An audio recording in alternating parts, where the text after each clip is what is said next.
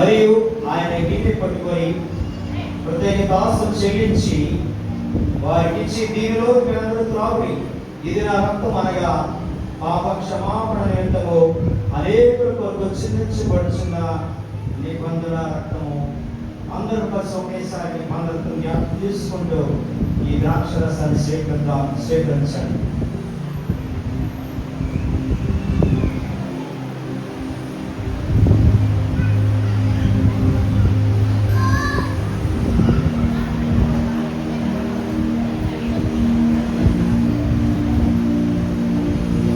యేసు ప్రభువు యొక్క రక్త మాంసంలో పాల్పంచుకున్న మనందరినీ దేవుడు ఆశ్రయించి దీవించి నడిపించనుగాక.